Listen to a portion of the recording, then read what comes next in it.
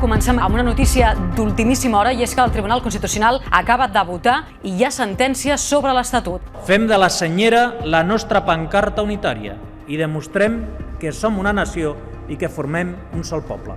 Que nadie juegue con la soberanía nacional. Que això no ha anat bé.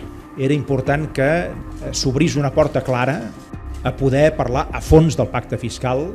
La via catalana cap a la independència ha estat un èxit sense precedents. No 299. Queda rechazada la toma en consideración de la proposición de ley orgánica. Se suspende la sesión. Pere Navarro plega i dissol tota la direcció del PSC. Va anunciar la primera secretaria del partit. I avui el PSC ha decidit que jo sigui la persona encarregada d'encapçalar el partit de la propera etapa. Condenaría a Cataluña a vagar por el espacio por los siglos de los siglos. La llei de consultes populars no referendàries i d'altres formes de participació ciutadana ha estat aprovada per 106 vots a favor i 28 en contra. Que Catalunya és plural, que la imatge que s'ha donat de la Catalunya independentista no correspon a tots els 7 milions i mig de catalans. Alguns han volgut fer que l'estelada, la bandera separatista, es converteixi en un símbol de Catalunya.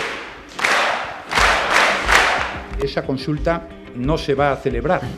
El Tribunal Constitucional ha suspès cautelarment la consulta catalana. Això del consens polític és com una figura de porcellana fina, que ara està esquerdada. Perdre el temps no és bo.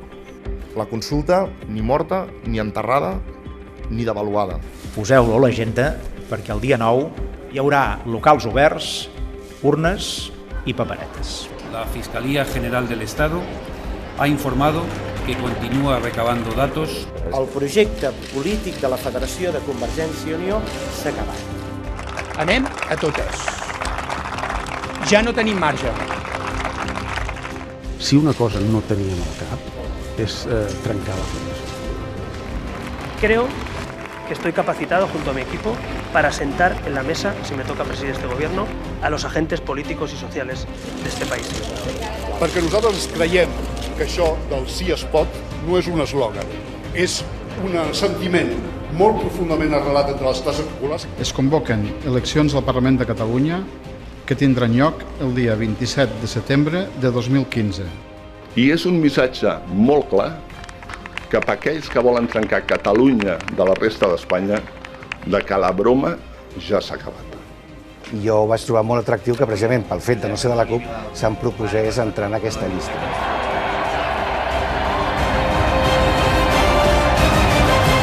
¿Y la europea? Y la europea la tiene porque tiene la nacionalidad española. Me parece que estamos en una disquisición que no conduce a parte alguna.